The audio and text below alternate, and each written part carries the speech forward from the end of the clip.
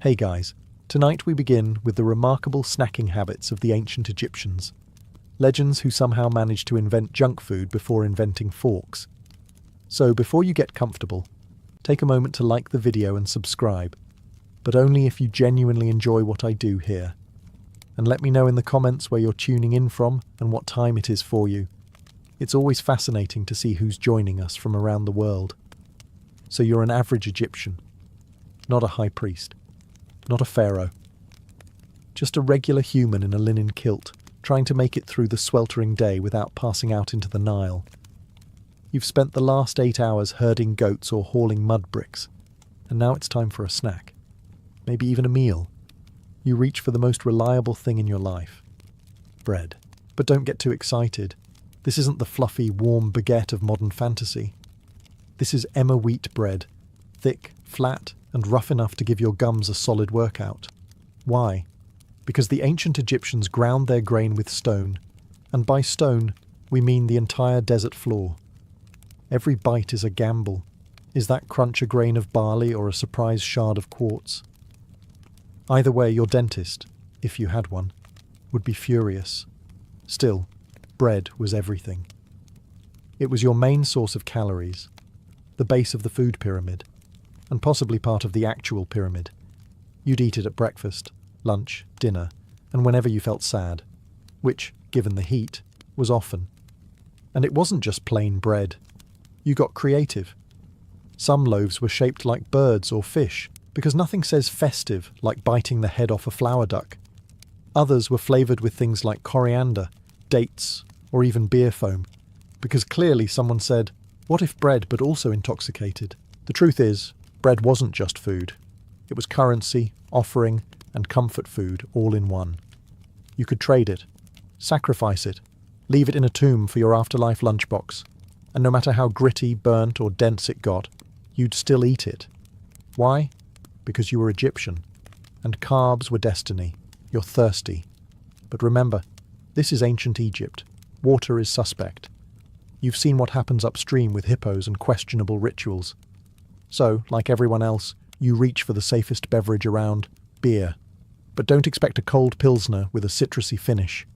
Your Egyptian beer isn't something you sip, it's something you commit to. It arrives in a wide ceramic jug, warm from the sun, thick enough to hold its own shape and full of floaters. You squint. Is that barley? Is that bread? Yes. Yes, it is. You see, beer back then was made by soaking loaves of half-baked bread in water, fermenting it with wild yeasts and maybe straining it if someone was feeling fancy. Most weren't. So what you got was a drinkable loaf, chunky, foamy, tangy, and about as elegant as drinking a swamp smoothie through a straw made of reeds. No carbonation, no clarity, no complaints. This wasn't just for tavern crawlers. Beer was everything. You drank it at breakfast. You gave it to your kids. You got it as wages if you were a worker. If you were building the pyramids, your daily payment was beer, roughly 4 litres of it. Nothing says employee of the month, like finishing your shift mildly buzzed and full of carbs. And don't worry, the gods were on board too. Temples brewed their own batches, some reserved for festivals, some for ritual offerings, and others, shockingly, just for priestly consumption. Apparently, divine service pairs well with a little barley haze. Now, don't mistake all this for poor taste. Egyptians loved this stuff. They wrote hymns about it. They painted scenes of it. They even had a goddess of beer, Tenenet. Yes, an actual divine figure whose job was to oversee childbirth and beer. Because why separate pain and pleasure? You've survived the stone-ground bread and chewed your beer like a champ. Now, you crave something truly indulgent. Something sweet, sticky, and possibly dangerous to your dental health. Enter the honey bomb. No, that's not a medieval weapon. It's dessert, Egyptian style. You shuffle toward the market stalls, where the air smells like roasted grain and ambition. A vendor offers you a warm handful of something golden and glistening. Fried dough, dripping with honey, probably shaped like an abstract bird. You don't ask questions. You just bite. Instant regret. followed by instant bliss. The outside is crispy, the inside soft, and the entire thing is drenched in honey like it lost a bet with a beehive. Your fingers stick together. Your jaw sticks shut. But your soul? Your soul briefly ascends to the field of reeds. You have just eaten a honey cake, or as modern historians call it, ancient Egypt's answer to the Twinkie, minus the shelf life, plastic, or shame. These sweets were everywhere. Weddings, religious festivals, funerals. Nothing said celebration like eating a dessert that could double as an adhesive. Some were made with dates mashed into a gooey paste, then rolled in nuts and dunked in honey. Others were more ambitious. Layered pastries, stuffed pastries, and pastries that dared you to guess if that crunch was a toasted almond or a rogue pebble from the baking pit. And honey wasn't just a sweetener. It was a gift from the gods. Literally. Bees were associated with Ra, the sun god, so eating honey was practically a form of worship. You're not just snacking, you're engaging in divine contact, with extra calories. Of course, only the wealthier folks got the real good stuff. As a middle-class goat herder with dreams, your honey bomb is probably a little light on the honey and a little heavy on the bread. But who cares? It's hot, sticky, and distracts you from the fact that your roof is made of mud and you've been cursed 3 times this week by local cats. It's hot. You're sticky. Your only relief from the sun is the shade of a papyrus stand and the promise of something sweet that won't require a mortar and pestle to digest. So you wander to a street vendor who greets you with a single word that changes everything. Dates. Not the romantic kind. Although, let's be honest, your chances of seducing a priestess are as dry as the Nile in midsummer. No, these are the wrinkly, sweet, desert-grown fruit that ancient Egyptians consumed in frankly suspicious quantities. You pick one up. It's soft, brown, slightly squishy. It looks like something a camel rejected, but smells like caramel with ambition. You bite in. Boom. Instant sugar rush. Your pupils dilate. Your jaw twitches. You feel alive again, until you realize you've eaten 5 in under a minute, and now you can hear the gods whispering to you through your molars. Welcome to date overload. Dates were ancient Egypt's answer to everything. Energy bar, dessert, digestive aid, seduction tactic, and sometimes possibly structural adhesive. They were mashed, dried, boiled, mixed with nuts, fried, or stuffed with honey, and left out in the sun until they reached the consistency of a brick made of joy. Some people mixed dates with barley flour and rolled them into little balls. Others turned them into syrup, a thick, dark goo they'd pour over bread, cakes, or during wild parties, possibly themselves. You don't ask questions at temple festivals. You just eat. Even scribes loved dates. Their ink may have faded, but the recipes stuck around. Medical papyri listed dates as cures for everything from constipation to general grumpiness. Coincidence? Probably not. You try being sad with a belly full of warm date cake, but there's a dark side. You're halfway through your 7th sticky orb when your stomach begins to ask questions your brain can't answer. You've overdone it. Again, your teeth ache, your tongue feels like it's been lacquered in syrup, and the local ibis is judging you. He saw everything. You stagger back to your mud brick home, sticky-fingered and glassy-eyed, whispering never again to the gods of indulgence. A lie they've heard before. But don't worry. Tomorrow, you'll be back at the vendor's stall. And so the cycle continues. Let's get one thing straight. There are no tigers in Egypt. Not now, not then. But someone, somewhere, saw a small, wrinkly tuber and decided to name it a tiger nut anyway. Marketing was rough in the Bronze Age. So there you are, wandering through the baking district of Thebes, and someone hands you what looks like a cookie, smells like sugar, and has the density of a papyrus scroll dipped in molasses. You take a bite. Crunchy, chewy, sweet, and weirdly floral. Congratulations, you've just encountered ancient Egypt's most beloved non-feline pastry. Tiger nuts, or chufa, weren't actually nuts, more like starchy root vegetables masquerading as dessert ingredients. But the Egyptians didn't care. They ground them into flour, mashed them into paste, or mixed them with honey and dates to form compact, round treats that stuck in your molars for days. A dentist's nightmare, a child's dream. The elite ate them as delicacies, often paired with wine or syrup, and served at banquets where someone played the lyre and someone else definitely vomited in the corner from too much date wine. You, a humble middle-class scribe with a chronic backache, probably got the economy version. Slightly burnt, less honey, more nut-like. One recipe even included pounding tiger nuts with honey, baking the paste in a fire-heated mould, and then finishing with a drizzle of date syrup. You'd think ancient Egypt invented the protein bar, only theirs was mostly sugar and passive aggression. Even tomb paintings feature these little delights. Imagine living in such reverence for a snack that you'd have it painted on your eternal resting place. Here lies Menkaure. He loved tiger nut balls and couldn't be stopped. Of course, after 2 or 3, your stomach starts whispering dissent. These pastries are deceptively heavy. You thought you could eat 6? That's cute.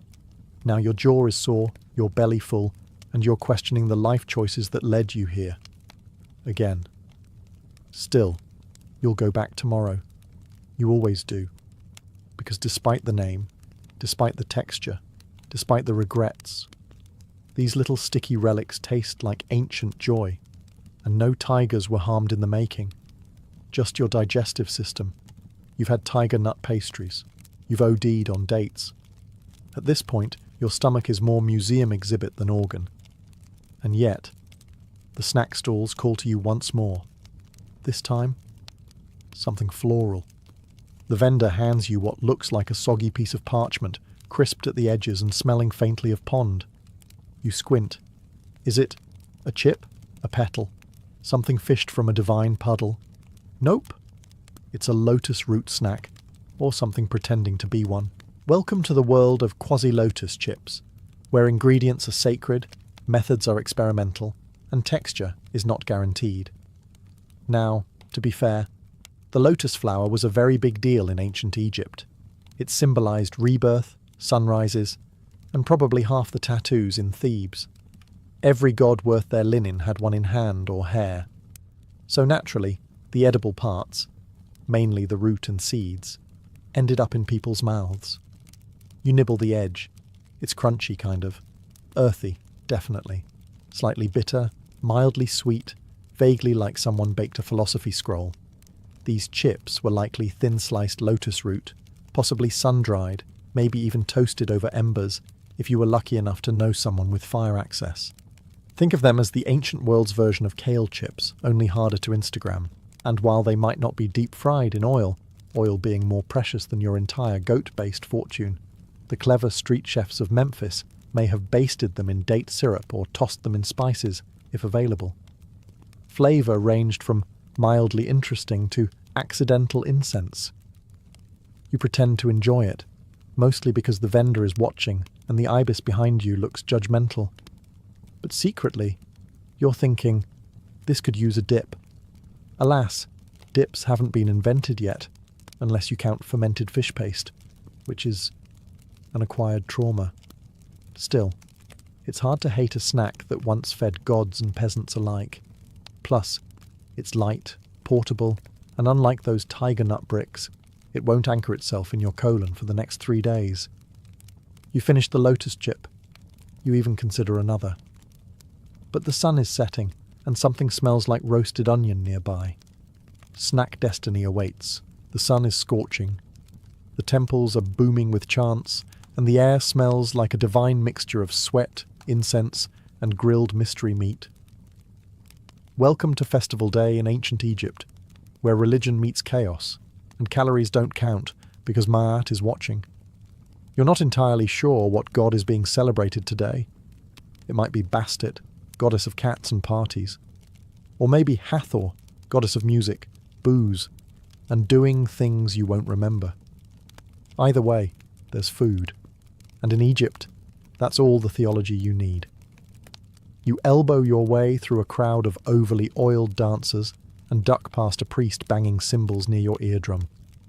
Then, like a mirage sent by the gods of glucose, you spot it the festival food stall.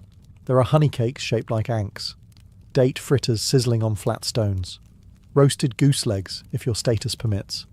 If not, loaves of bread with raisins and enough grit to polish your molars. Children run by with pomegranate-stained hands, possibly possessed by sugar. And you? You grab the ancient equivalent of a fried turnover. It's oozing fig paste, wrapped in barley dough and fried in sesame oil. Precious, rare, and clearly stolen from a nobleman's pantry. You bite into it. You see the sun. You hear the Nile. You temporarily forget you haven't bathed in a week. Festival food in Egypt was a rare explosion of excess in an otherwise grain-based, spiritually anxious diet. These were the days when the rules relaxed, at least slightly. And even the pharaoh might pretend not to notice that his lowest labourers were sneaking wine behind the grain bins. But moderation was not a known concept. You soon find yourself double-fisting honeyed beer buns, shouting praise to Ra with a mouthful of chickpea patties. The music swells. Someone is dancing with a crocodile effigy. You don't ask questions. You eat more. By the end of the night, you're lying in the sand with half a garland around your neck, a belly full of sacred grease, and the profound spiritual realization that you should have stopped at fritter number 3. But it's okay. The gods forgive many things. Festival food frenzy is one of them. You've eaten date bombs. You've gnawed on tiger nut bricks. You've survived a honeyed festival-induced sugar coma. And just when you thought your ancient Egyptian diet couldn't get any more textural, here comes the pièce de résistance, dried fish jerky. With a little sand for good measure, you're walking past a reed stall near the riverbank. It smells like something halfway between a cat's dream and a pharaoh's curse. You pause. A vendor grins at you, holding what looks like a sandal that's been left out too long in the sun. But no, it's a dried fish. You're not entirely sure what species it is. Nile perch? Mullet? Possibly something that died of natural causes. Doesn't matter. Once dried in the sun and slapped with a few mysterious herbs, it becomes the snack of champions, or at least of people who have low standards and strong jaws. You bite in. The texture is somewhere between driftwood and regret. The taste? Salty. Fishy. With the surprise crunch of a tiny pebble tucked deep inside the flesh, like a mineral-filled Kinder Egg. This, dear friend, is ancient jerky, Egypt style. It wasn't fancy. It wasn't ceremonial. It was practical. When your civilization revolves around a massive, occasionally vengeful river, drying fish becomes second nature. No refrigeration, no problem. Just gut it, salt it, and leave it in the sun until it's no longer legally considered moist. And if you're thinking, that doesn't sound like junk food, remember, it was snackable, portable, addictive in a masochistic way. You couldn't eat just one, because the first one usually escaped mid-bite. Some varieties were spiced with herbs, others were marinated in brine before the slow desiccation process began. Either way, it ended up as the ancient equivalent of beef jerky, tough, salty, and favoured by travellers who hated themselves just enough. You carry your chewy, sand-encrusted treasure in a linen pouch. It smells. Oh, it smells. But it keeps the flies away, and also your friends. Bonus. By the time you're done gnawing through it, you've lost a molar and gained a profound appreciation for modern refrigeration. But hey, protein's protein. You've chewed fish jerky with sand. You've braved fig goo, festival fritters, and date-induced spiritual hallucinations. But now, as twilight softens the Nile's glimmer and your stomach audibly considers revolt, you stumble upon something that feels oddly sophisticated. A man with a clay jug and a crooked smile offers you a soaked scrap of bread. You raise an eyebrow. He gestures with great pride and zero explanation. You sniff. Ah, yes, barley beer, or what passes for it. This, dear friend, is flatbread dipped in booze, a culinary tradition for people who like their snacks mildly fermented and their coordination slightly compromised. Ancient Egyptian beer wasn't just a drink. It was practically a food group.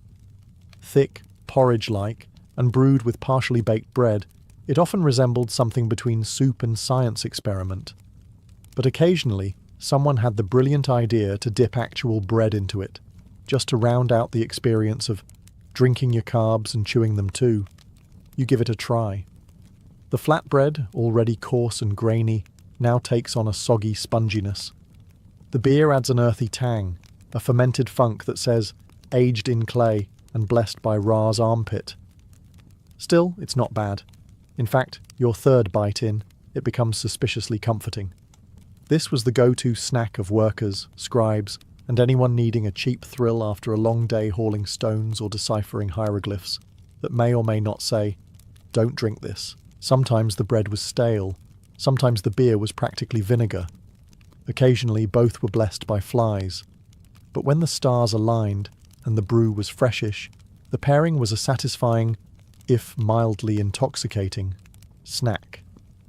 Think of it as the ancient world's soggy beer pretzel, minus the salt, and hygiene.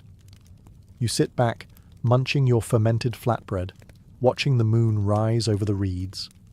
You feel lightheaded. Could be the booze. Could be the realization that you've consumed roughly 60% of Egypt's carbohydrate output in one afternoon. Either way, you're content. Maybe even tipsy. You've had fish with crunch. You've dipped your bread in beer. You've bitten into enough dates to question your relationship with fiber. And now, finally, your sweet tooth thinks it's spotted salvation. A vendor beckoning with something that vaguely resembles a cookie. Sort of. If you squint. Behold, nutcakes, except minor detail. They're not always made with actual nuts. Oh sure, the name sounds promising. You imagine almonds, maybe pistachios, possibly a surprise hazelnut. But reality slaps you with a barley patty held together by fig paste, honey, and optimism, then dusted with whatever nuts were locally available. Sometimes tiger nuts, sometimes crushed seeds, sometimes things that were just crunchy and lying around. You take a bite. It's sweet, it's chewy, it's oddly sandy again. You don't question it anymore. Nutcakes were the closest ancient Egyptians got to pastries. They were portable, calorie-dense, and beloved by gods and workers alike. One of the few snack items that showed up in tomb offerings and in lunch sacks on construction sites. If that doesn't say versatile, what does? If you were rich, your version came sprinkled with actual tree-grown nuts and maybe imported cinnamon. If you were poor, you were lucky if yours didn't involve crushed pebbles and wasps. Still, the essence remained. Sticky sweetness bound with barley flour, meant to sustain body and spirit through temple ceremonies, pyramid building, and existential crises triggered by sudden sandstorms. You finish one, reach for another, and this time notice it's shaped like a little goddess. Cute, possibly edible, possibly sacred. You eat it anyway. By now your molars have developed calluses. You're not even chewing so much as compacting things with your jaw like a human grain press. But the sugar rush, oh, it's real. You feel Ra himself nodding in approval from somewhere above the palm trees. You sit back, nut cake in hand, belly slightly distended, and wonder how a civilization obsessed with balance and order managed to bake treats that could double as emergency bricks. And yet, you'd eat 3 more. Because like most junk food, it's not about logic. It's about the joy of eating dessert that vaguely pretends to be nutritious while actively sabotaging your dental future. You're feeling adventurous, or perhaps delirious from your previous encounter with beer bread and nut pebbles. Either way, you're in the mood for something sweet, something smooth, something that doesn't require dental insurance. You see a glistening amber goo drizzled onto a platter of figs. It looks like syrup. It smells like syrup. You're convinced this is the ancient Egyptian answer to maple. You reach out, fingers first, obviously, and make contact with what can only be described as molasses with a vendetta. It clings. To your skin, to your hopes, to your very soul. You try to shake it off. It retaliates. Now it's on both hands, and somehow your elbows, and there's sand stuck in it. Of course there is. Congratulations. You've just discovered date syrup, one of ancient Egypt's stickiest culinary creations. Made by boiling dates down into a thick tar-like goo, it was poured over bread, fruits, pastries, and, on particularly lawless afternoons, directly into the mouth, though calling it poured is generous. This stuff oozes slower than a Nile tax collector in July. You finally manage to get a glob onto your barley loaf. It shimmers menacingly. You bite in. The sweetness explodes. Rich, complex, almost spicy, like someone condensed an orchard into a single bite and then dared you to chew through it. In ancient times, this syrup wasn't just food. It was medicine. Or at least, that's what healers claimed after watching people cry trying to swallow it off a spoon. It was also used as a preservative, a glaze, and very possibly an industrial adhesive. And no, there was no such thing as portion control. If it didn't drip, it wasn't enough. You look down. You've managed to syrup your tunic, your forearm, and the lower half of a passing cat. The vendor hands you a cloth that feels more ceremonial than sanitary. Too late. You are the syrup now. But as you lick your fingers like a well-fed priest of Hathor, you realize something. You're not just eating dessert. You're partaking in sweet warfare. Sticky, unyielding, delicious, and you'll be scrubbing it off for the next lunar cycle. You've eaten syrup that clings like guilt. You've gnawed on beer-soaked bread. At this point, your stomach is less a digestive organ and more of an archaeological test site. But there's one more snack staring at you with the confidence of something that's been around for millennia and has absolutely no business being chewable. Behold, fig bricks. You approach the vendor. He grins and slices off a slab of what looks like construction material that got into a bar fight with a fruit basket. You pick it up. It has weight, density, ambition. You take a bite and immediately realize that this snack could be used to fortify a tomb. These weren't just called fig bricks for fun. Ancient Egyptians literally compressed mashed figs, sometimes with barley or date paste, into thick rectangular shapes. Think granola bar meets paving stone. If that sounds appealing, congratulations. Your standards have eroded. The flavour? Surprisingly rich. Figs offer that deep, caramelized sweetness, paired with tiny seeds that explode like edible static in your mouth. But the texture? Imagine chewing through ambition. It's sticky, gritty, and insists on lingering in your molars like a vengeful spirit. Fig bricks were the ancient equivalent of energy bars. Packed with natural sugars and fibres, they kept labourers, soldiers, and hieroglyphic doodlers going through long shifts and dramatic temple drama. They were portable, durable, and nearly immortal. Archaeologists have found some still intact, possibly still chewable. Some even had herbs mixed in, not for flavour, but for digestion. Because once this thing hits your colon, it's every god for himself. You try to finish your piece. Halfway through, you consider saving the rest as a doorstop, or a self-defense weapon. But somehow, some way, it grows on you. Not in a mouldy way, more in a my jaw has given up and accepted its fate kind of way. And then, like a true Egyptian peasant, you wipe your hands on your tunic and sigh. You're full. Not in a that was delicious way. More in a I just ate a brick of slow-moving fibre kind of way. But hey, you survived it. You wake up groggy, fig brick still lodged somewhere between your soul and small intestine, and wonder, what did the gods snack on? Well, good news. You're surrounded by temples, priests, and offerings that make your midnight binge look like amateur hour. Because in ancient Egypt, snacking wasn't just personal, it was divine. You stroll into a temple courtyard. There, laid out on polished alabaster altars, are rows of treats, neatly arranged, annoyingly symmetrical, and offered to gods who probably didn't even have digestive tracts. There's beer, of course. There's always beer. Next to it, loaves of bread shaped like cobras, birds, and what might be a really passive-aggressive cat. Then there are fruits, dates, figs, and grapes, stacked like they're trying to win a pyramid stacking contest. And at the centre, sacred pastries, shaped like eyes, ankhs, and other symbols you suspect might translate loosely to, "Please don't smite me." You reach out. A priest slaps your hand. Apparently, divine snacks are not for common mortals with honey on their tunics. These food offerings weren't symbolic, they were serious business. Egyptians believed their gods needed sustenance, just like people. The difference? Humans only starved during famines. Gods starved when temple interns forgot the snack schedule. Each morning, fresh food was placed before statues, and each evening it was removed. Did the gods actually eat it? Not exactly. But the smell, the essence, that was for them. The leftovers, for the priests. Divine trickle-down economics at its finest.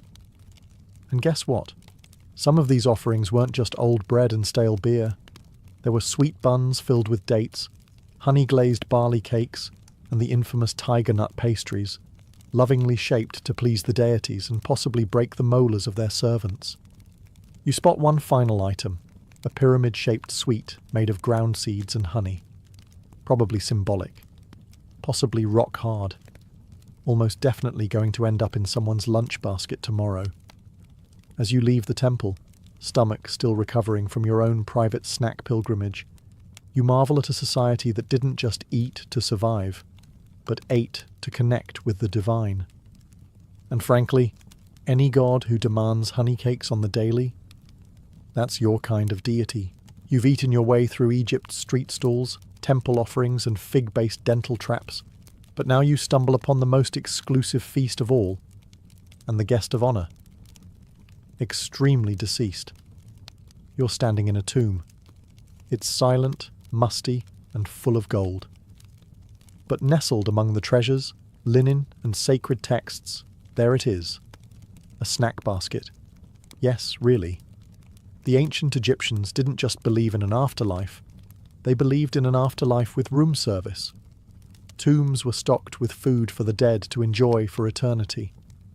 And by enjoy, we mean eternally nibble in spirit form, while the physical food turned into a fossilized buffet for archaeologists 3,000 years later. And what was on the menu? The usual junk. Dried figs, date cakes, barley loaves, honeyed pastries, and, if the deceased had money to burn, entire roasted ducks and salted fish. Basically, the ancient version of a deluxe snack hamper, minus the cheese wheel and wine opener. But the truly iconic feature? Shabtis, little servant figurines whose job was to tend the fields and fetch snacks for the dead. You didn't have to work in the afterlife. You had help. You brought your own snack interns. And if you were royalty? Oh, buddy. Pharaohs took it to the next level. King Tut's tomb included over 40 jars of wine and actual loaves of still recognizable bread. It's one thing to be mummified. It's another to have your bread survive just as long. Preservatives? Who needs them when your pantry is sealed tighter than a government conspiracy? You look at the offerings and realize something humbling. These people were planning eternal snacking. You struggle to plan lunch tomorrow. The dead had menus. Sure, some of the food turned to dust and the wine probably oxidized into something resembling embalming fluid. But it wasn't about freshness. It was about preparedness. The dead didn't fear hunger. They feared not having snacks when Osiris came knocking. So here you are. You've devoured honey bombs, sipped chewable beer, survived fig bricks, and even considered stealing food from the gods. But now comes the ultimate realization. In ancient Egypt, the snacking never stopped, not even after death. And that's not a metaphor. You look around and realize these people weren't just obsessed with food, they were planning lifetime-long snack strategies, and then after-lifetime strategies. Your modern pantry has half a bag of chips and some pickles. Their tombs had menu rotation. The ancient Egyptians believed hunger didn't end with your pulse. The afterlife was long, uncertain, and possibly full of awkward judgment scenarios. So naturally you'd want to face eternity with your stomach at least half full. Enter the eternal munchies. We're talking celestial snack planning. Magical spells in the Book of the Dead literally included requests for 1,000 loaves, 1,000 jars of beer, 1,000 oxen, and 1,000 fowl. That's not dinner. That's an afterlife Costco run. And if the magic didn't work? not to worry. Food models were added too. Little wooden carvings of bakeries, breweries, and butchers were tucked into tombs like primitive food trucks for the underworld. If you were rich, you got tiny snack stuff. If you were poor, you got prayers and maybe a barley biscuit. Good luck with that. You, modern reader, suddenly feel underprepared. You don't even know what you're having for lunch tomorrow. These people had their eternal lunch break pre-booked. And what did this eternal menu include? The same indulgent stuff you've already tried. Beer, bread, cakes, dates, honey, salted meats, nuts, and figs. The only difference is, it was supposed to last until your soul was judged, your heart weighed, and, if all went well, you ascended to the field of reeds where, surprise, even more snacks awaited. You stare into the tomb's shadowy distance and imagine it. Endless barley beer fountains, honey flowing like the Nile, and an afterlife where the only consequence of overeating is celestial satisfaction. And that is how you conclude your journey. Not with indigestion, but with awe. Because no one did eternal snacking quite like the Egyptians. Imagine Mongolia in July. A sea of rolling green steppe under a vast blue sky, dotted with white felt gers like pearls on the horizon. The land itself seems to come alive, and so do its people. This is Naadam, the grand midsummer celebration that every Mongolian knows not just as a festival, but as a declaration of identity. While outsiders may see it as colourful performances and exciting contests, for Mongols, Naadam is far deeper. It is history, culture, spirituality, and survival, all tied together in a single fiery heartbeat. At its core, Naadam means gathering. Families travel from isolated grasslands, sometimes days on horseback or by truck, to converge on villages, towns, and the capital, Ulaanbaatar. The atmosphere is electric.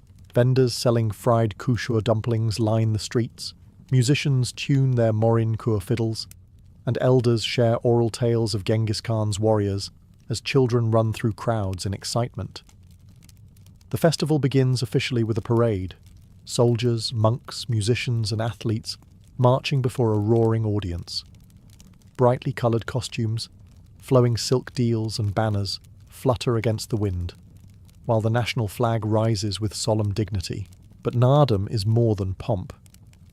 It is the rare moment in the year when Mongols gather as a nation, not scattered herding families, but a single people bound by tradition.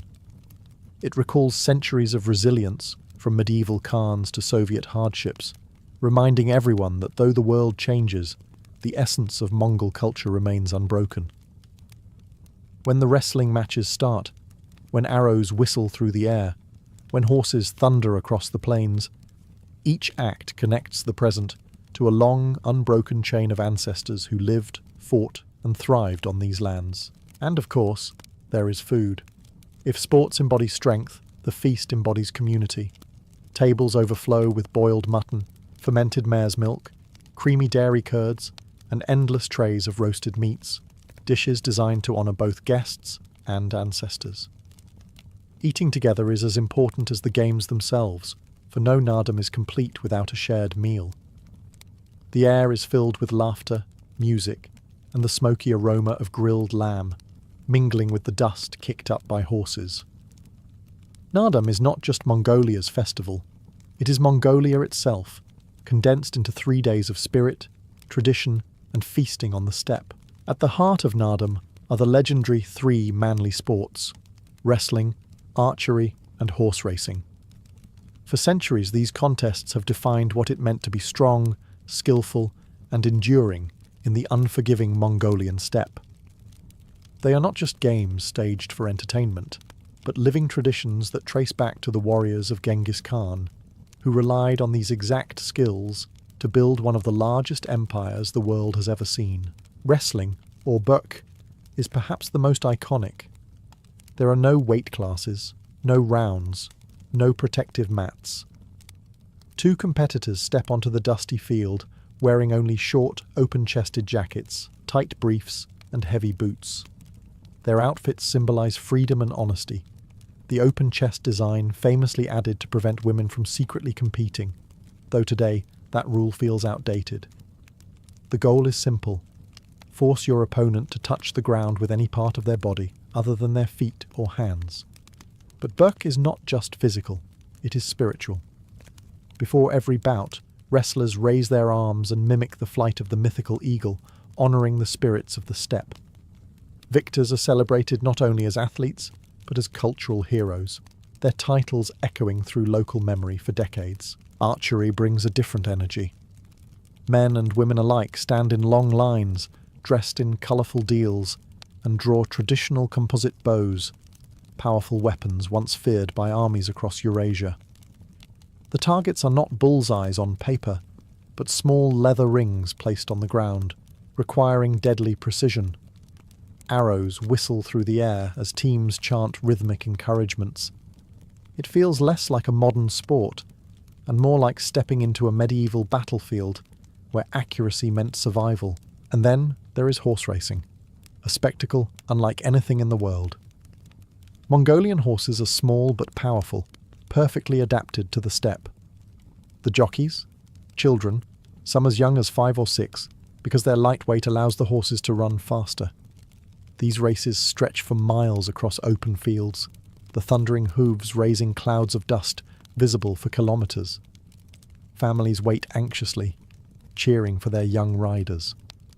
Winning a Naadam horse race is one of the greatest honours a family can achieve, and the horse itself is praised with songs and garlands. Together, these 3 sports are more than competition. They are Mongolia's heartbeat, keeping ancient skills alive and passing them to new generations. While the contests of Naadam stir the dust of the steppe, the feasts fill the air with their own kind of energy. Food is as central to Naadam as wrestling, archery, or horse racing. It is the glue that binds the gathering together, because Mongolian culture has always understood something simple yet profound. A celebration is nothing without a shared table. The centerpiece of this table is meat, especially mutton. Sheep are the lifeblood of the steppe, and during Naadam, countless animals are prepared for guests and families alike. The most iconic dish is budog, an entire goat or marmot cooked from the inside out, with hot stones placed directly into the cavity of the animal, searing the meat and releasing rich, smoky flavours.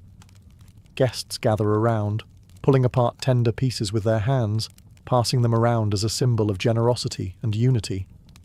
Then there is korkhog, another classic, where chunks of lamb are slow-cooked with vegetables and hot stones in a sealed metal pot, creating a stew so savoury that its aroma alone can draw a crowd. But the feast doesn't end with meat. Dairy is equally important, reflecting Mongolia's nomadic reliance on livestock. Plates of arul, dried curds that range from sweet to sour, are passed around like snacks. Bowls of thick clotted cream, known as arum, are served with bread, while pitchers of fermented mare's milk, or airag, are poured generously for adults. Drinking airag is almost a ritual in itself. Sour, slightly fizzy, and made in large leather bags, it is believed to carry both nutritional and spiritual power, connecting those who drink it to the land and its herds. Street vendors thrive during Naadam as well, selling fried kushur, crispy meat-filled dumplings that are greasy, satisfying, and perfect for grabbing between events. Lines of people form around kushur stalls, the scent of sizzling dough becoming one of the unofficial aromas of the festival. For many Mongols, eating kushur at Naadam is as essential as watching the horse races. When people sit to eat, it is never only about filling the stomach. The feast is a social ritual, a chance to greet old friends, honour guests, and strengthen bonds between families and clans. In every shared bowl of meat, in every sip of airag, lies the spirit of Naadam, community, tradition, and abundance. No feast is complete without drink, and in Mongolia, Naadam wouldn't feel whole without the unique beverages that have flavoured nomadic life for centuries. But here's the twist. Traditional Mongolian drinks are not your standard lagers or sweet wines. Some of them you don't just sip, you almost chew. The most famous among them is airag, fermented mare's milk, a drink so tied to Naadam that its absence would feel like a missing limb of the festival. Ayrag is unlike anything found in the West. It is made by milking mares during the summer, pouring the fresh milk into large leather bags, and then stirring, sometimes hundreds or even thousands of times, with a wooden paddle until it ferments. The result is fizzy, slightly sour, low in alcohol but strong in symbolism. To drink it is to taste Mongolia itself, the land, the animals, the cycle of nomadic life. At Naadam, hosts pour it freely for guests, and to refuse would be considered rude. Sharing a bowl of Ayrag is as much about respect as refreshment, but Ayrag isn't the only drink on the Naadam table. There are other dairy-based concoctions that verge on being food themselves. Tarag, a thick yogurt drink, and Biaslag, a fermented cheese liquid, are heavy, rich, and filling. Then there is Shimin Arki, often called milk vodka, distilled from fermented milk. It can be surprisingly strong. These drinks blur the line between nourishment and intoxication, and many are so hearty that chewing them feels more accurate than drinking. The act of drinking during Naadam carries ritual weight. Bowls, not glasses, are passed hand to hand.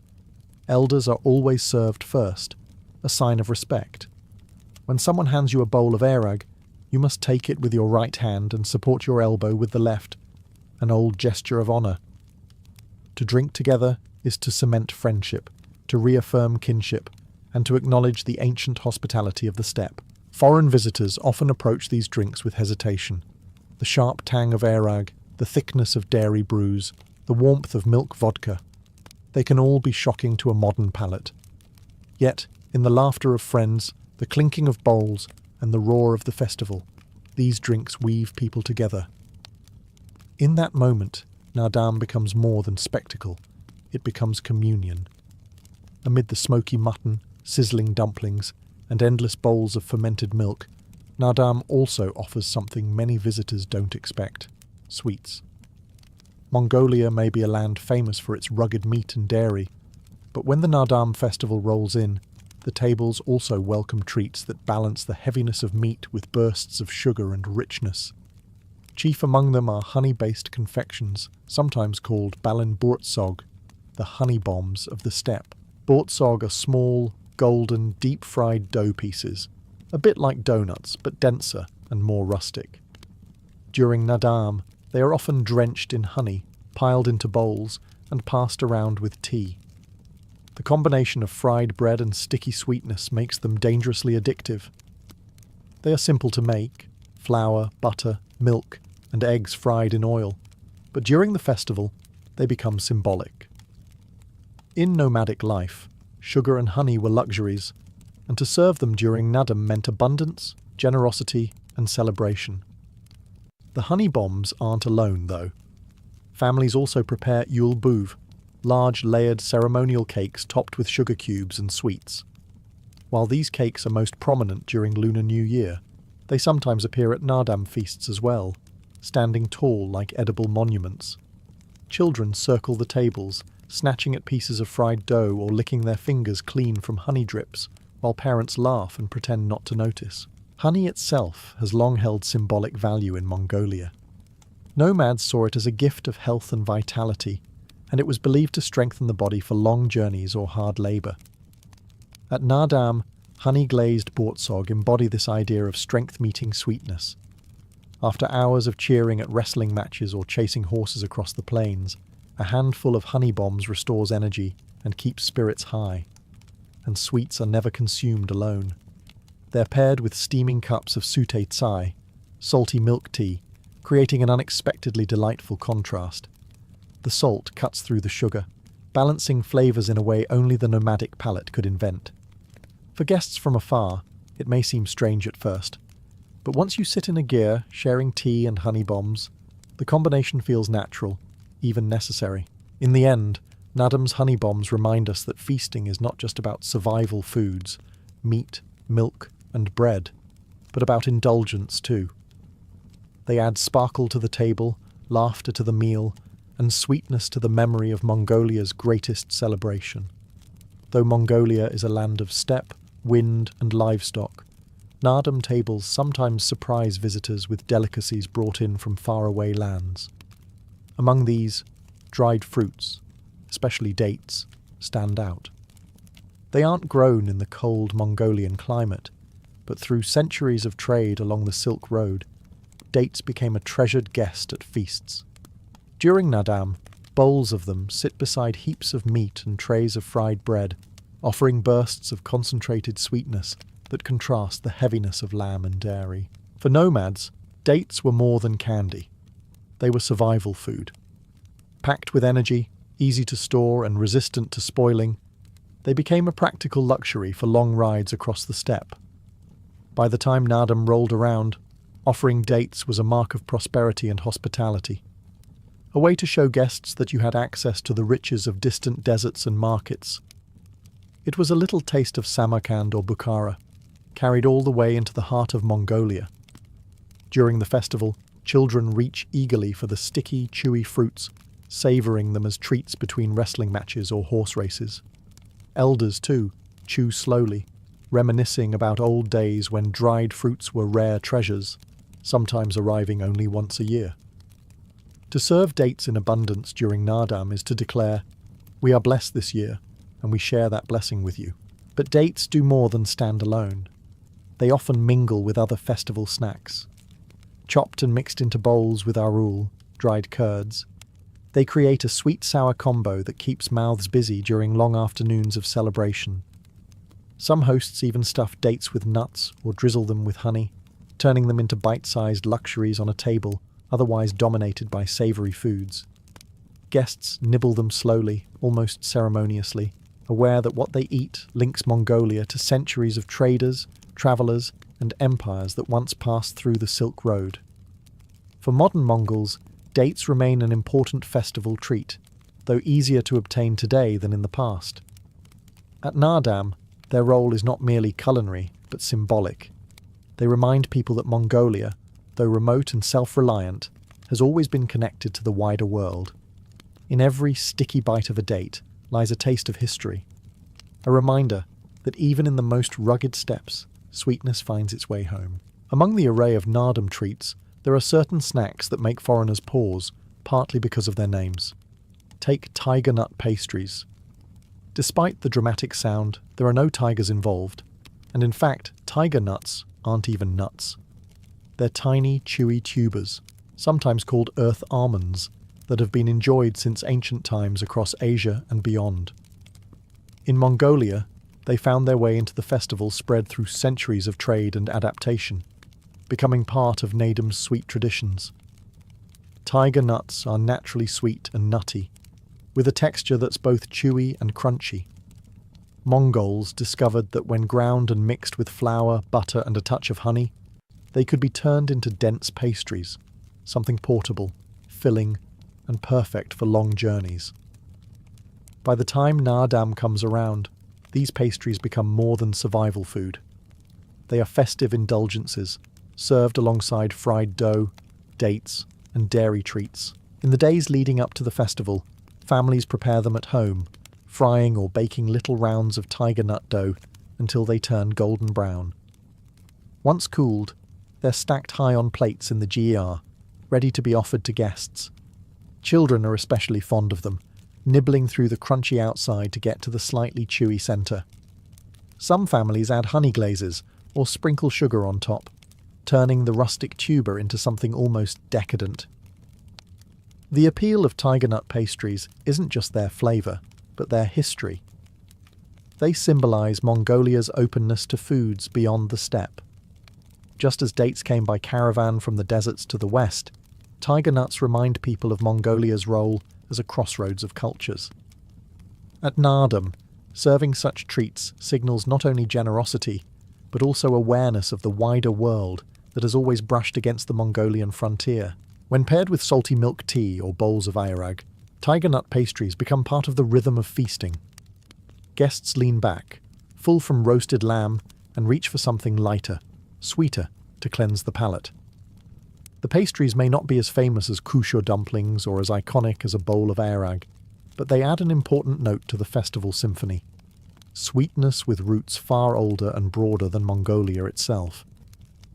In short, tiger nut pastries prove that Naadam isn't only about the local and the traditional, it's about how Mongols have woven the world's flavours into their own identity.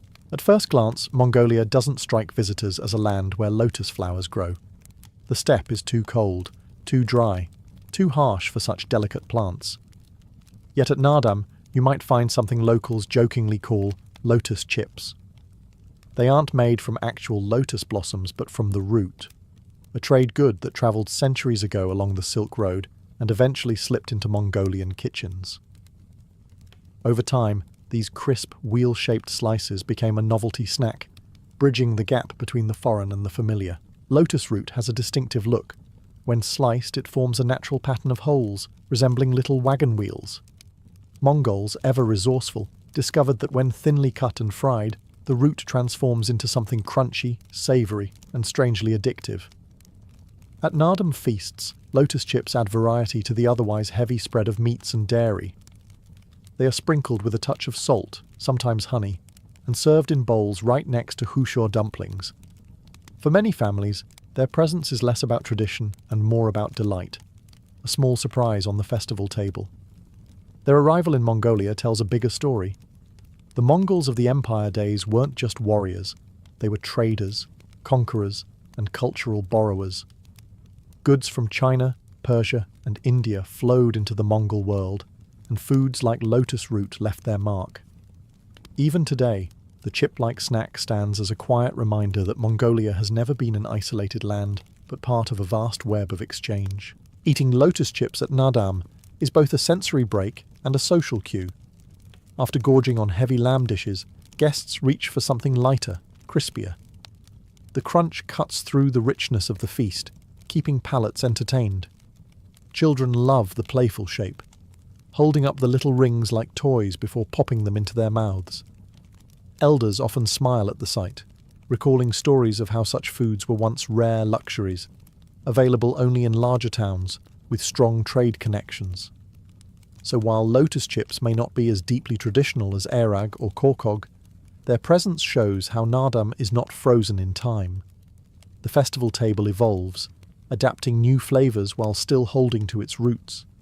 In every crackling bite of lotus chip lies both Mongolia's openness to the outside world and its genius for making foreign things its own. If wrestling matches, thundering horse races and soaring arrows give Naadam its rhythm, then the feast gives it its soul. But what makes the food scene at Naadam so unforgettable isn't only the dishes themselves, it's the frenzy. Picture entire families spilling out of gers, vendors shouting over one another, and crowds moving like tides between competitions and food stalls.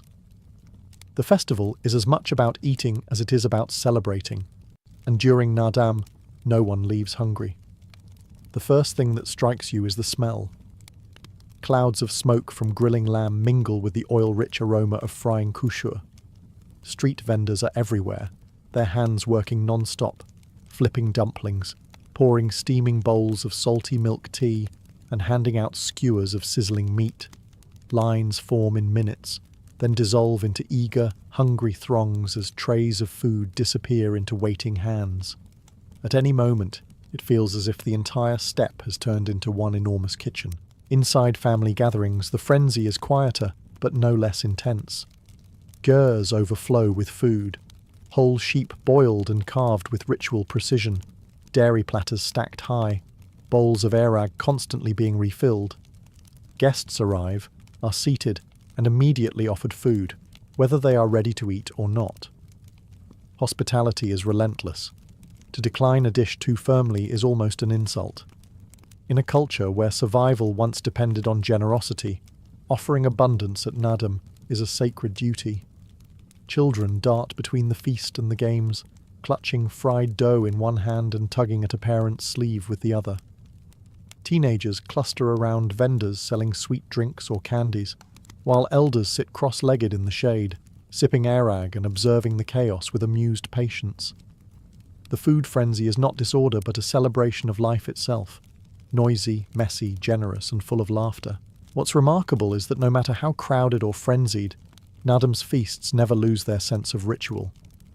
Every bite connects to ancestry, Every shared bowl affirms friendship, and every loud, joyful moment reflects the resilience of a people who thrive on the harsh steppe by celebrating together. By the time the sun sets and the music fades, the dust may settle, but the taste of Naadam lingers, in the belly, in the memory, and in the spirit of Mongolia. On the Mongolian steppe of the late 12th century, survival was not guaranteed. The winds cut sharp across the grasslands, winters froze entire herds, and betrayal often came swifter than the next sunrise. Into this world was born Temujin, the boy who would one day become Genghis Khan. His childhood, however, gave no hint of future greatness. When his father, a minor chieftain, was poisoned by rivals, Temujin was left vulnerable. The tribe that should have protected his family abandoned them, leaving his mother, brothers and sisters to fend for themselves in poverty. Temujin, barely a teenager, found himself hunting rodents and scraping marrow from bones just to survive. Hardship was his first teacher, but it was betrayal that taught him ambition. When former allies enslaved him, Temujin endured humiliation with quiet resolve. He eventually escaped, not merely free but hardened, his mind sharpened by the knowledge that trust and power must always be carefully managed. Each setback carved resilience into his character. While other boys of the steppe lived only to herd and fight, Temujin began to think bigger, to dream of uniting the fractured Mongol world. The steppe at the time was a cauldron of feuding clans and shifting alliances.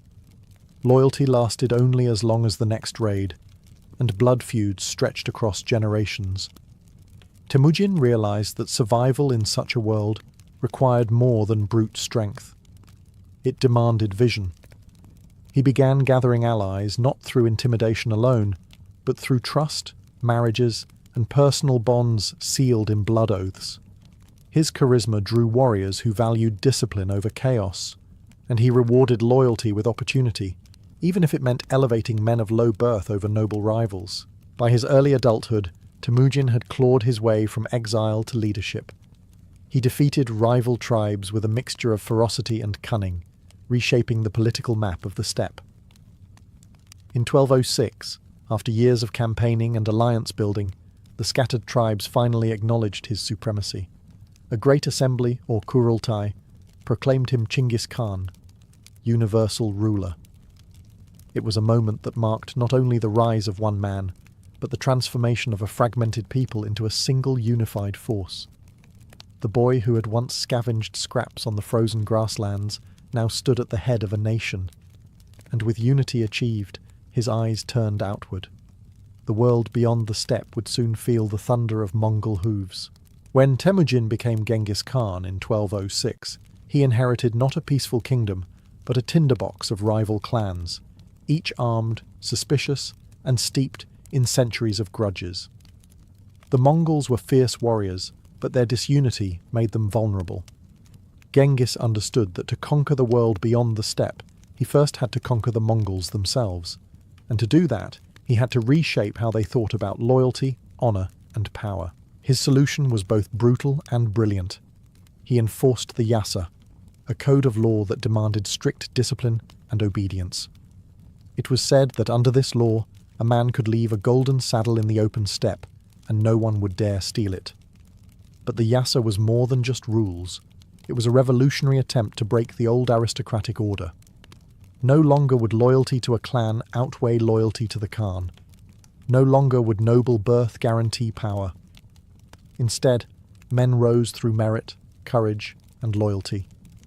This policy attracted ambitious warriors from rival tribes who saw in Genghis a leader who rewarded ability rather than bloodline. Still, unity required blood.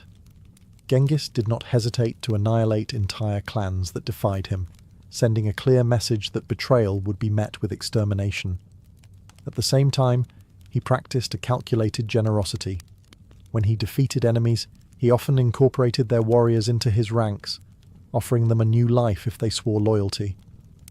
The result was an army that was both feared and admired, composed of men bound not by fragile tribal ties, but by shared allegiance to one ruler.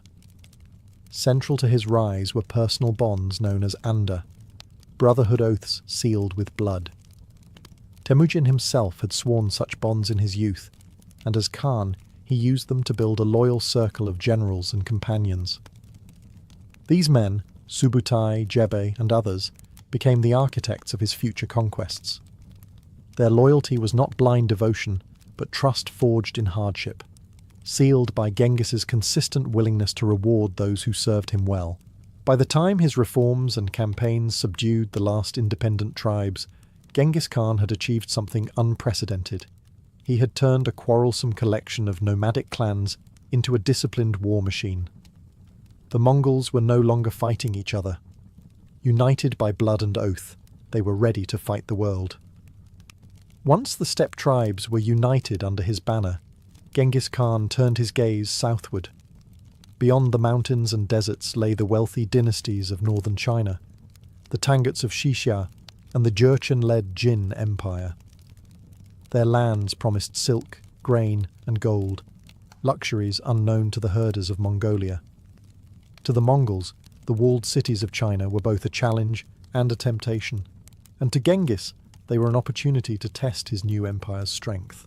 The first target was Xixia, a kingdom whose fortified towns and irrigated fields contrasted starkly with the wide-open steppes. In 1209, Genghis launched his campaign. His cavalry swept across the land, devastating farms and cutting supply lines, forcing the Tanguts to retreat behind their stone walls. At first, the Mongols lacked the siegecraft to break them, but Genghis adapted quickly. He recruited Chinese engineers, learned the use of catapults and siege towers, and soon, the invincible horsemen of the steppe became just as deadly against fortresses as they were in open battle. Xixia surrendered, paying tribute and offering their princess in marriage. It was the first taste of conquest beyond Mongolia, and it whetted Genghis's appetite. The greater prize was the Jin dynasty. Rich, powerful, and arrogant, the Jin rulers underestimated the new Khan. They mocked him, refusing his demands for tribute. Genghis responded with the fury of the steppe. In 1211, he led his armies through the Great Wall itself, outmaneuvering Jin defences with lightning strikes. His cavalry encircled larger armies, showering them with arrows before closing in with curved sabres. The Jin capital at Zhongdu, modern Beijing, was besieged, and though it held out for years, the Mongols ravaged the countryside, starving the city into submission. What shocked the Chinese, and later the world, was Genghis's relentless adaptability. He absorbed the technologies of his enemies, turning their knowledge into his weapon. Siege engineers, scribes, artisans, even defected generals, all found themselves woven into the Mongol war machine. Genghis did not merely conquer. He learned, he borrowed, and he refined. By the time the Jin were forced into humiliating submission, the Mongols had proven themselves not just as raiders, but as a force capable of dismantling empires. The steppe horsemen, once dismissed as barbarians, were now an unstoppable tide pressing deeper into the heart of China. And this was only the beginning. Even as Genghis Khan's armies pressed deep into northern China, his eyes shifted westward. Beyond the Gobi and across Central Asia stretched the lands of the Karakitai and the Khwarezmian Empire, crossroads of the Silk Road, rich with caravans carrying spices, textiles, and silver. These kingdoms stood between the Mongols and the wealth of Persia, the Middle East, and Europe.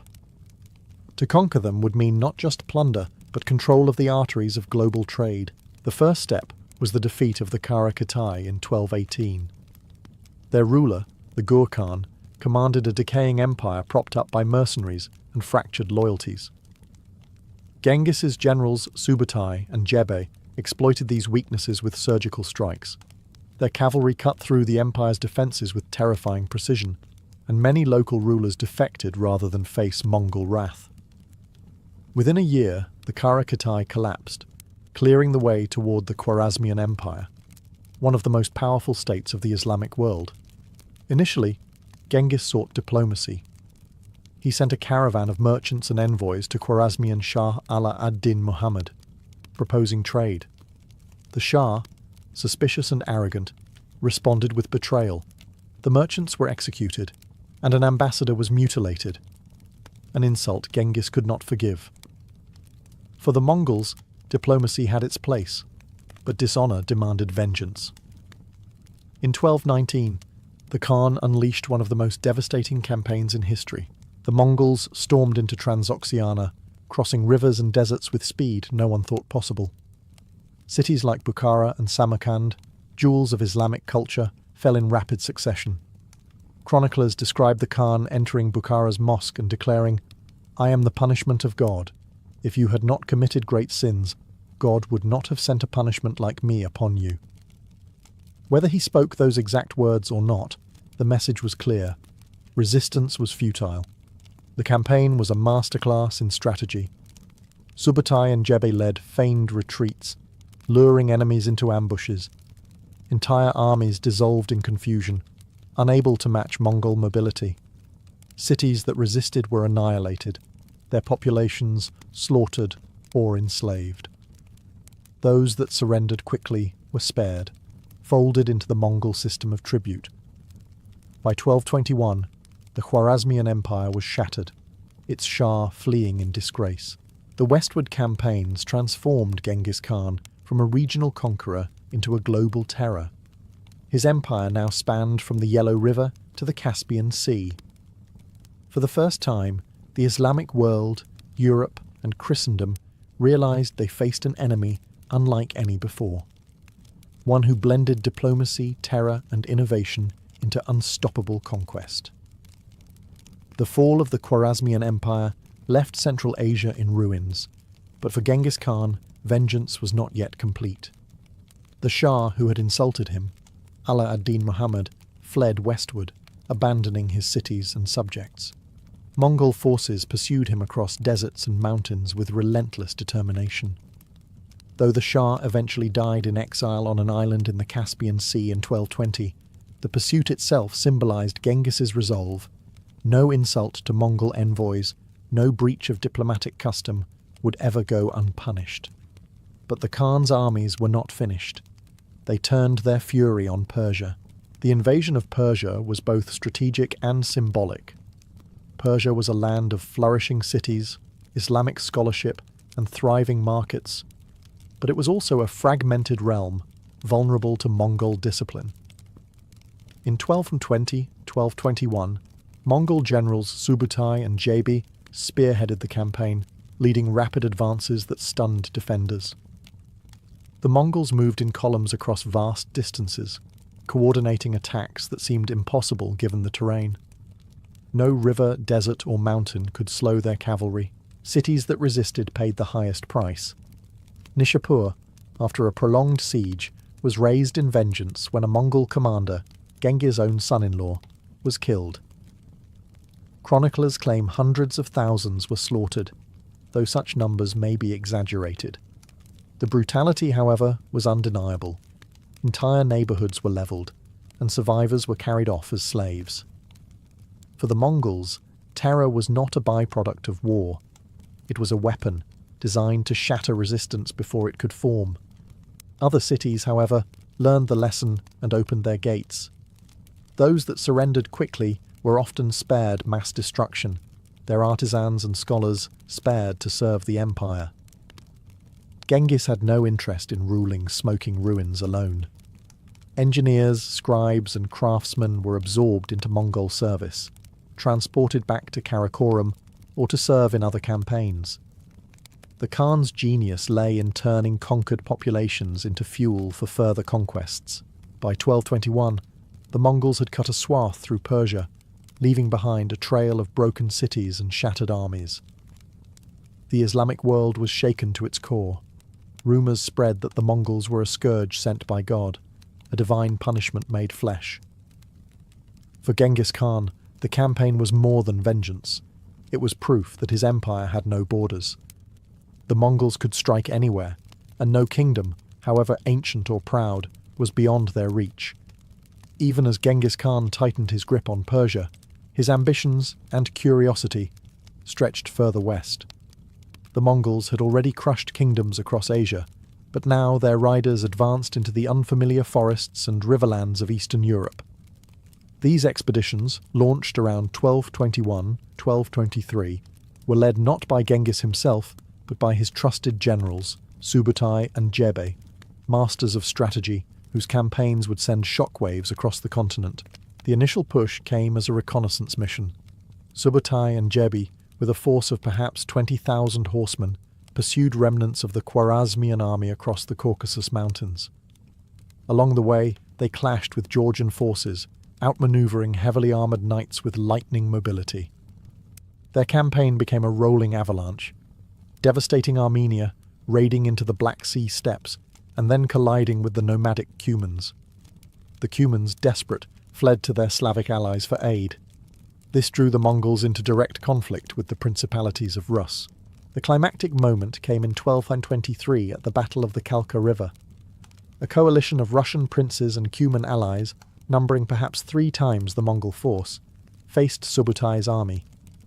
Outnumbered but never outmaneuvered, the Mongols feigned retreat, a tactic perfected on the steppe. The Rus pursued, believing victory was at hand, only to be encircled. The battle ended in disaster for the coalition. Chroniclers describe horrific slaughter, the princes captured and executed, their men trampled beneath Mongol hooves. Yet, remarkably, the Mongols did not stay to occupy Rus. Instead, Subutai and Jebe continued their march, raiding into the Crimea before circling back to Mongolia through the Caspian steppes. It was less a conquest than a demonstration, a thunderclap announcing to Europe that a new power had risen in the east. Word of the Mongols' speed and brutality spread across Christendom, sowing both fear and disbelief. To many in Europe, the horsemen seemed less like men and more like a scourge of God, unstoppable and inhuman. For Genghis Khan, these campaigns were invaluable. They mapped new lands, tested European armies, and proved that Mongol reach extended far beyond Asia. The march into Eastern Europe was a warning, one that would not be fully understood until decades later, when Mongol armies returned in force to shatter kingdoms from Poland to Hungary. After years of near-constant campaigning, the Mongol armies had stretched their dominion from the Yellow River to the Caspian Sea. Yet even a conqueror as relentless as Genghis Khan knew that expansion could not proceed without consolidation. By the early 1220s, he returned his attention to Mongolia itself, to the steppes that had shaped him, and to the foundation of the empire that bore his name. The return was not simply a homecoming, but a moment of reorganization. Genghis convened Kurultais, great councils of his nobles and generals, where strategies were debated and new laws were reinforced. He distributed conquered lands and peoples among his sons and trusted commanders, ensuring both loyalty and order. The empire was divided into appanages, yet all owed obedience to the great Khan. It was a delicate balance, granting autonomy to powerful figures while making it clear that ultimate authority flowed only from him. Equally important was the refinement of the yasa, his legal code. Under it, theft, betrayal, and desertion were punished harshly, but loyalty and merit were richly rewarded. These laws were not abstract. They were enforced across the empire's vast distances by appointed officials and military governors.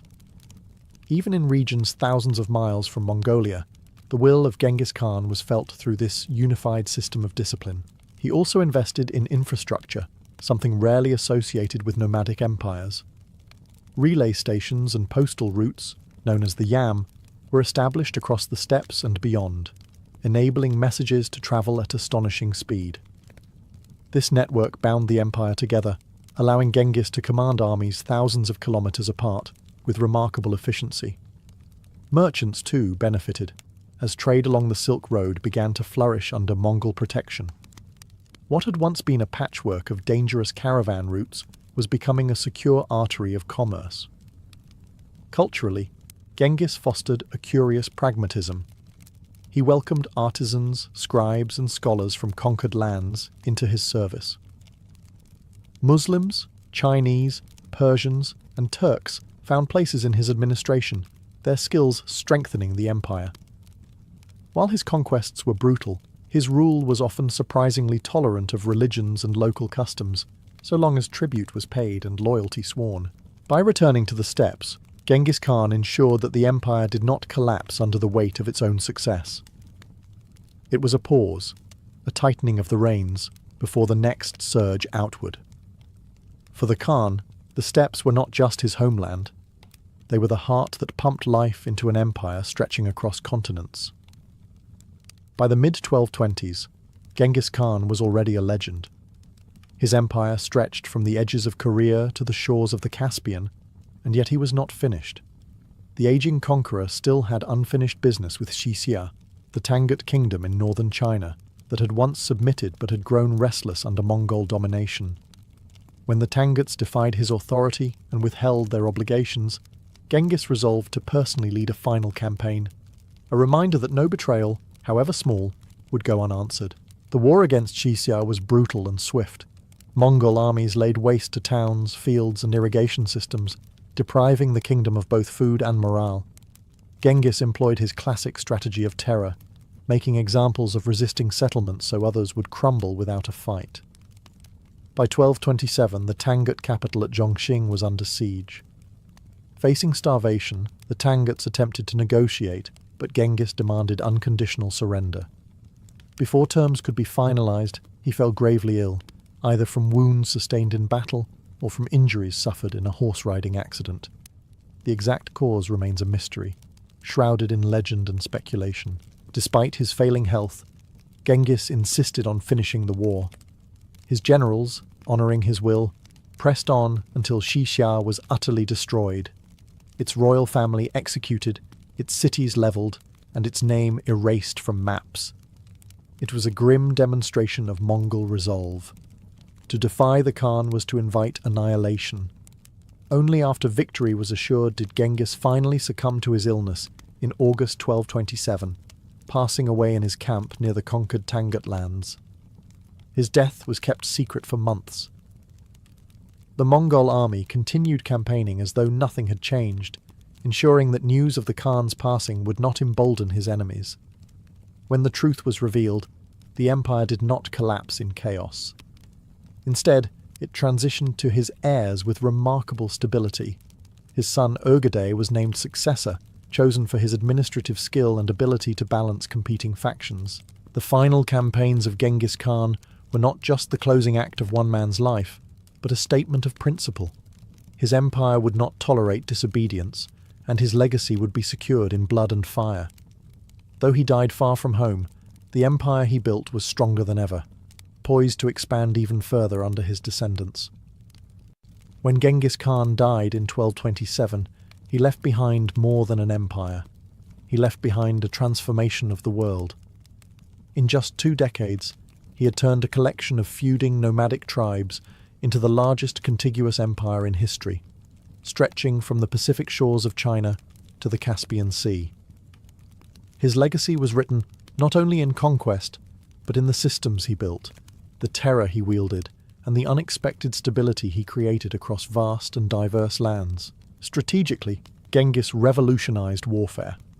His mastery of cavalry tactics, use of feigned retreats, and relentless mobility allowed the Mongols to outmaneuver larger, slower armies. He was not afraid to adopt the technologies of his enemies. Siege engines from China, engineers from Persia, and administrators from the Islamic world all found their place in his war machine. By combining steppe ferocity with borrowed innovations, Genghis created a model of adaptive warfare that reshaped how empires fought. His brutality, however, became just as legendary. Entire cities that resisted were annihilated, their populations massacred to instill fear in others. To his enemies, he was a monster, the punishment of God, as one chronicler put it. Yet this ruthlessness had a calculated purpose. It broke resistance before battles were even fought, saving Mongol lives and accelerating conquest. Terror, for Genghis, was a weapon as sharp as any blade, but his empire was not built on fear alone.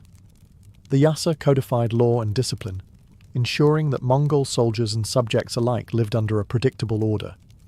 His postal relay system, the Yam, allowed messages and goods to travel astonishing distances with speed. Trade routes, once fractured and dangerous, thrived under Mongol protection, giving rise to what historians later called the Pax Mongolica, the Mongol Peace. For the first time in centuries, merchants could travel from Europe to China with relative safety, carrying ideas, inventions, and religions alongside silk and spices. The legacy of Genghis Khan is paradoxical. He was both destroyer and unifier, butcher and lawgiver. To those who felt his wrath, he was apocalypse. To his followers, he was a father of nations. His empire did not die with him. Under his sons and grandsons, it would swell to encompass almost all of Eurasia, influencing everything from European politics to Chinese governance.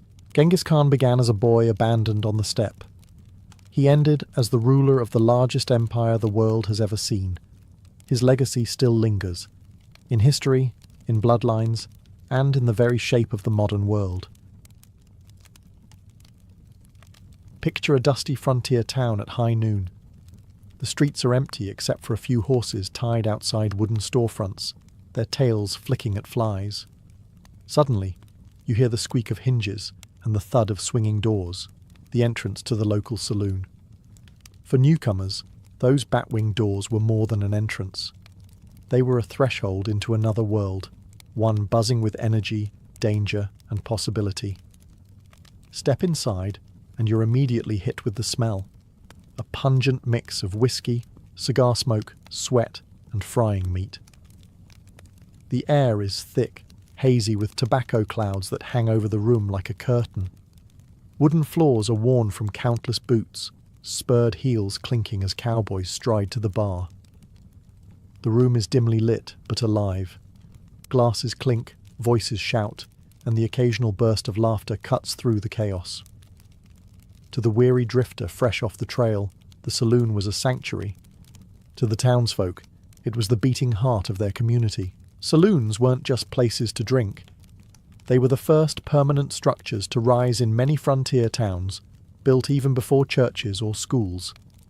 They offered warmth on freezing nights, shade from blistering afternoons, and companionship in the loneliness of the West. For miners, it was where they spent their gold dust. For ranch hands, it was where they celebrated payday. Even lawmen and outlaws alike found themselves under the same roof, though never without tension. The barkeep was often the quiet ruler of this unruly world. He knew everyone's business, kept the liquor flowing, and occasionally doubled as peacemaker when tempers flared. Behind him stood shelves of whiskey bottles, some genuine, many filled with harsh blends cut with turpentine or watered down to stretch profits. Yet no one complained too loudly. The drink did its job. In one corner, the gaming tables glowed with the promise of fortune. In another, a piano clanked out ragtime tunes, sometimes accompanied by dancing girls who made the saloon more than just a watering hole. Above it all lingered the unspoken truth. Inside these walls, fortunes could be made, reputations ruined, and brawls could erupt without warning. For all its vices and chaos, the saloon was more than a bar. It was a town's social hub, the place where stories began, alliances formed, and legends of the Wild West took root. To push through those swinging doors was to step into the raw, unfiltered spirit of the frontier. If the saloon was the heart of the Wild West, whiskey was its lifeblood. Few drinks carried such weight in frontier culture, and few were consumed with such reckless abandon. A shot of whiskey was more than just a drink. It was courage in a glass, a cure for loneliness, a reward after back-breaking labour, and sometimes the spark that lit a powder keg of violence. But don't picture the smooth amber liquor of today. Frontier whiskey was notoriously rough. Many barrels were filled with raw grain alcohol, barely aged and harsh enough to burn a man's throat with a single gulp. To stretch supplies and increase profit, barkeeps often fortified their stock with kerosene, tobacco juice, gunpowder, or even rattlesnake heads floating in the barrel for supposed medicinal kick. Locals joked that some blends could take the paint off a wagon wheel, yet men lined up for it anyway. After days herding cattle or swinging pickaxes in a mine, no one cared about refinement. They wanted something fast, cheap, and strong. The ritual was simple. A cowboy or prospector would slap a coin on the counter, typically 10 or 15 cents, and the barkeep would slam down a glass. There was no sipping, no swirling for aroma. The shot was thrown back in one motion, grimaces and coughs included, and the empty glass smacked down for a refill. Some men chased it with beer, which was often warm and flat, while others demanded more until their legs gave out, or their tempers snapped. Whiskey also served as social glue. Deals were struck over it, friendships sealed, and rivalries stoked. A quiet bar could turn loud in minutes once the liquor flowed freely. Old-timers claimed you could measure the health of a saloon, not by the weight of its doors or the shine of its floors, but by how quickly a bottle emptied on a Saturday night. Yet whiskey had its darker side. Drunken quarrels often escalated into full-blown brawls, sometimes ending with shattered chairs or smoking pistols. Many a gunfight in frontier towns began with a round too many. Still, despite its dangers, whiskey remained indispensable. In a land of hardship and uncertainty, it was the one constant. In the Wild West saloon, whiskey wasn't just a drink. It was fire, fuel, and sometimes fate in liquid form. If whiskey was the fuel of the saloon, gambling was its heartbeat. Every frontier bar worth its salt had gaming tables, and around them gathered miners fresh from the hills, cowboys with pockets full of wages, and drifters hoping to strike it rich without ever touching a shovel or a herd. The saloon was where fortunes could change in a single hand of cards, or vanish just as quickly. Poker was king. Men hunched over scarred wooden tables, their eyes fixed on hands of five-card draw, brows furrowed beneath wide-brimmed hats. A good poker player could stretch a few dollars into a fortune, provided he kept his nerves steady and his revolver close. Bluffing was an art, but cheating was common. Hidden aces, marked cards, or a partner dealing from the bottom of the deck were constant threats. Getting caught didn't just mean losing your winnings. It could mean facing a bullet before you left the table. But poker wasn't the only game in town. Faro, a fast-paced card game imported from Europe, became wildly popular in the American West. So popular, in fact, that some towns had more faro tables than poker ones. Unlike poker, faro was often run by a designated dealer or banker, making it less about player skill and more about luck, or the honesty of the house. The odds favoured the dealer, and many saloons made their fortunes by running rigged faro games. Still, the thrill kept players coming back. Dice games, roulette wheels, and even impromptu contests, from knife throwing to arm wrestling, filled out the gambling floor. A man could walk in with a week's pay and lose it all before his beer went warm. Others walked out rich, grinning, only to be robbed in the alley by envious losers. The gamblers themselves were larger-than-life figures. Doc Holliday, Wild Bill Hickok, and countless lesser-known sharpers earned their reputations in these smoky rooms. They weren't just players, they were performers, spinning legends with every hand, their exploits retold by wide-eyed patrons long after the cards were swept away. For many, the gambling tables were the true stage of the saloon, places where courage, greed, and luck collided under flickering lamplight. Every shuffle of the deck carried possibility, and every deal carried danger. In the Wild West, fortune was never secure, but inside the saloon, it was always just one hand away. If the gambling tables kept the saloon's heart pumping, music and entertainment gave it soul. The sound of a battered upright piano, half in tune and half in protest, was a fixture in nearly every frontier saloon. Its cheerful clatter cut through the haze of cigar smoke and clinking glasses, carrying with it a promise of distraction from the hardships outside. Whether it was a lively ragtime number, a mournful ballad, or just a drunk pianist pounding keys with more enthusiasm than skill, the music filled the room with life. Often, the piano player wasn't alone. Fiddlers, banjo pickers, or even small travelling bands added variety, turning the saloon into the closest thing to a concert hall most towns ever had. Patrons sang along loudly and badly, their voices slurring with whiskey, their laughter blending with the music until the place itself seemed to vibrate. And then there were the dancing girls, the icons of saloon life. Known variously as saloon girls, soiled doves, or simply entertainers, these women worked as much to keep men spending money as they did to perform. Dressed in bright gowns with feathers, sequins, and rouge, they danced on makeshift stages or wove through the crowd, coaxing cowboys and miners to buy them drinks. For the price of a whiskey, often watered down for the girls, a lonely drifter could enjoy conversation, flirtation, and the fleeting illusion of companionship. Some saloon girls were skilled performers in their own right, able to sing or dance with enough flair to captivate a room. Others were there simply to survive, earning what they could in a world that offered women few opportunities. To many patrons, however, they were as essential to the saloon experience as cards or liquor. Of course, the presence of music and dancing didn't always mean peace. Jealous quarrels between patrons over a girl's attention could escalate quickly, and more than one brawl began with a misplaced word during a waltz. Still, the atmosphere they created was irresistible. For men who had spent weeks on dusty trails or in dark mines, the glow of lamplight, the rustle of skirts, and the rhythm of piano keys were intoxicating reminders that life could be more than toil and dust. Entertainment in the saloon was never polished or refined, but it didn't need to be. It was raw, loud, and alive, exactly like the Wild West itself. For all the music, laughter, and whiskey-fueled cheer, every saloon carried the threat of sudden violence.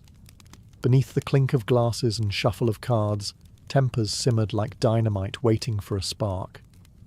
All it took was a crooked deal, a spilled drink, or a jealous glance at a dancing girl, and the saloon could erupt into chaos. Brawls were the most common form of saloon mayhem. Fists flew, chairs splintered, and bottles shattered as men settled grudges with brute strength. The barkeep might try to break it up with a shotgun under the counter, but often fights spread like wildfire, dragging half the room into the fray. Tables overturned, lamps were smashed, and unlucky gamblers lost not only their wages, but their teeth. To the regulars, a good brawl was almost expected, entertainment as much as a hazard. Yet some confrontations didn't end with bruises and black eyes. In a land where every man carried iron on his hip, disputes often escalated to drawn pistols. The most infamous saloon gunfights entered legend. Wild Bill Hickok was gunned down in Deadwood's No. 10 saloon, while holding what would later be called the dead man's hand. Doc Holliday and Wyatt Earp's reputations were cemented not only in dusty streets, but in smoky saloon rooms where bullets flew over poker chips. These violent clashes made saloons dangerous, but also magnetic. Tales of gunfights travelled faster than stagecoaches, drawing gamblers, outlaws, and thrill-seekers who wanted to witness, or survive, the next explosion of violence. The saloon became theatre, and the actors were armed men whose lives balanced on the edge of chance. Lawmen walked a fine line.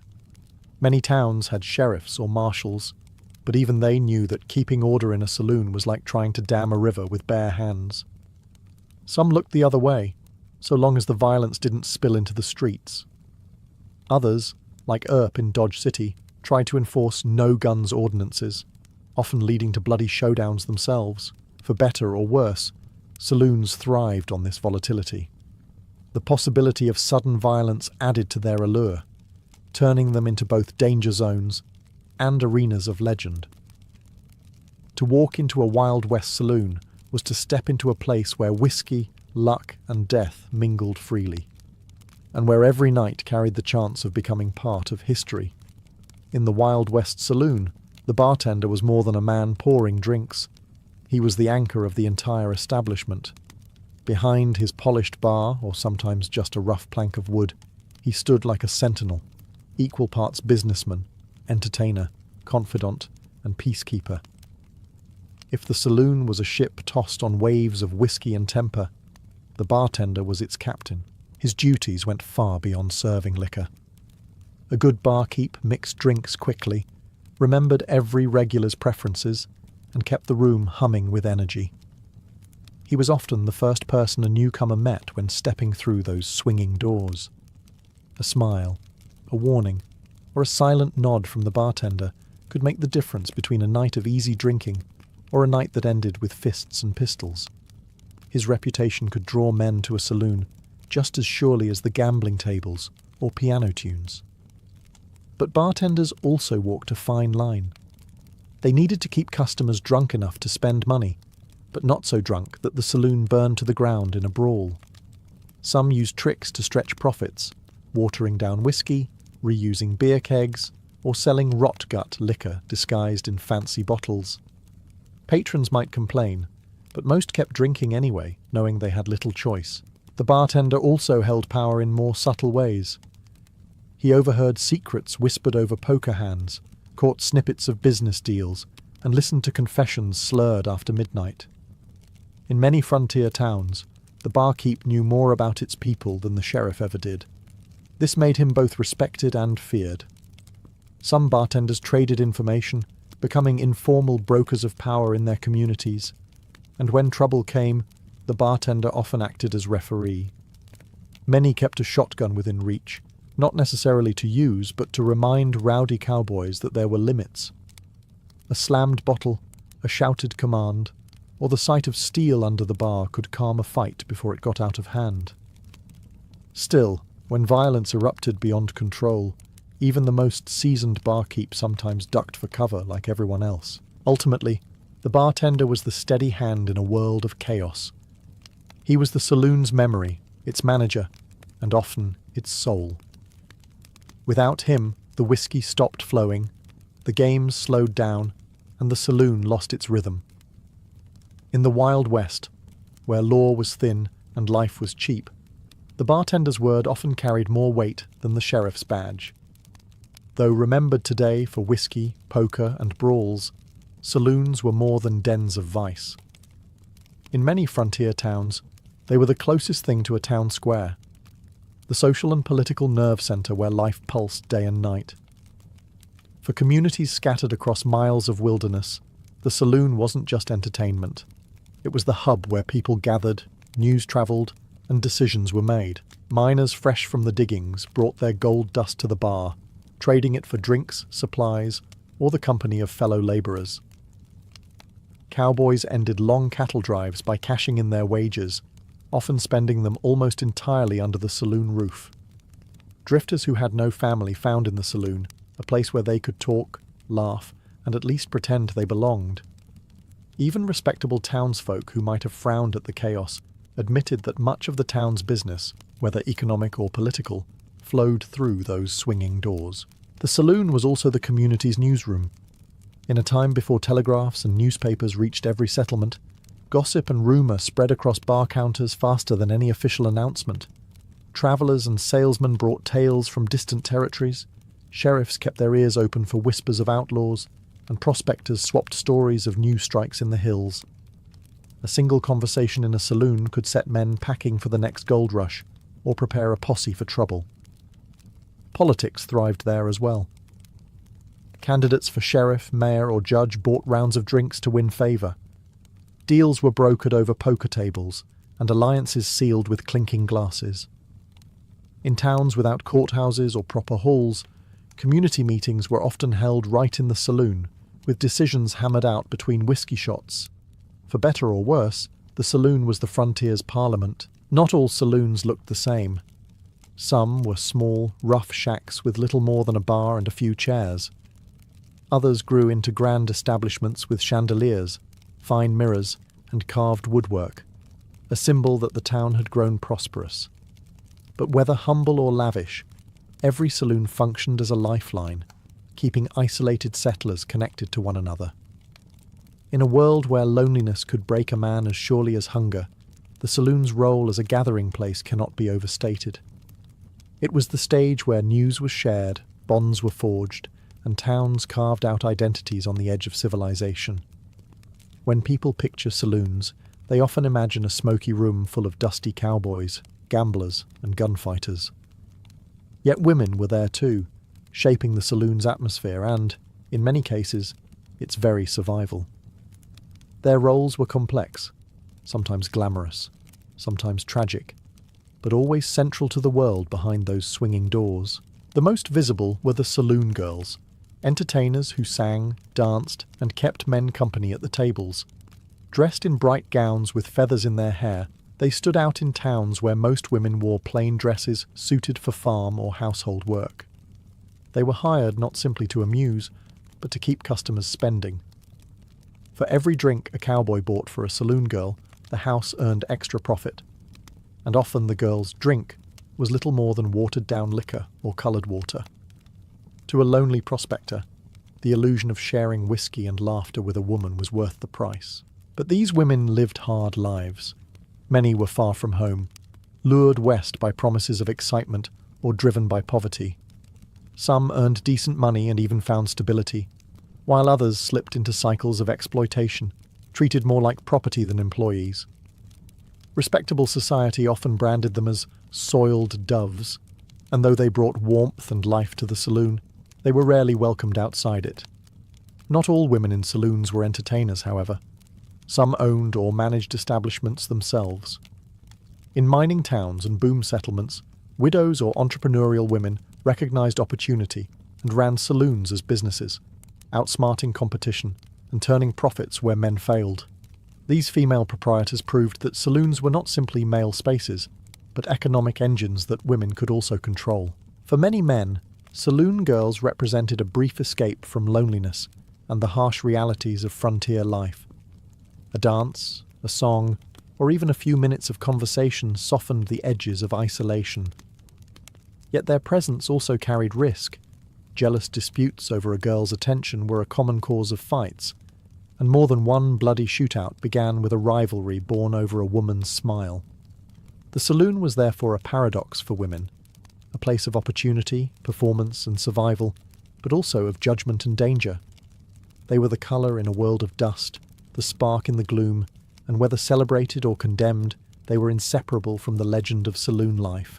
For decades, the saloon stood as the heartbeat of the frontier. It was where fortunes were gambled, feuds exploded, and music spilled into dusty streets. But like the Wild West itself, the age of the saloon could not last forever.